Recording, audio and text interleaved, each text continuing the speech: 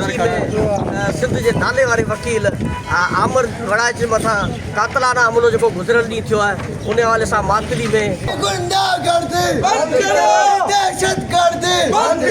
रोशन सूमरो जी अॻवानी में एहतिजाजी मुज़ाहिरो कयो वियो आहे प्रेस क्लब जे अॻियां ई जेके अॻवाननि उहे छा था चवनि ऐं उन्हनि जी अॼु ॻाल्हियूं ॿुधो। आमिर वड़ाइच ते जेको कातलाना हमलो थियो आहे उन जी असीं मज़म्मत था करियूं ऐं मुतालबो था करियूं त फ़ौरन उन्हनि जे हमलो कंदड़नि खे गिरफ़्तार करे वञे।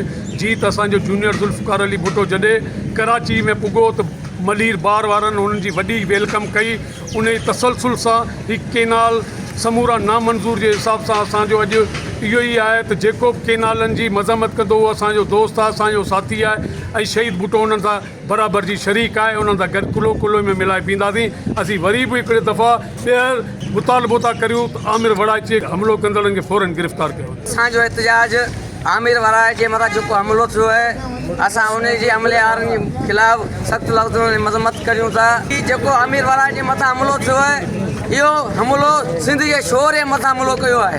असांजो इहो ई मुतालबो आहे आमिर वड़ाइच जे मथां हमलो कंदड़नि खे फ़ौरन गिरफ़्तार कयो वञे। आमिर वड़ाइच जेको अॼु खां कुझु ॾींहं पहिरीं वफ़ाक़ खे ऐं सिंध हुकूमत खे 72 कलाकनि जो अल्टीमेटम ॾिनो हो ऐं राति उहो 12 बजे ताईं अल्टीमेटम पूरो थियण वारो हो त 11:30 बजे आमिर वड़ाइच ते कातलाने हमले जी कोशिशि कई हुई जंहिंमें हू शदीद ज़ख़्मी थिया।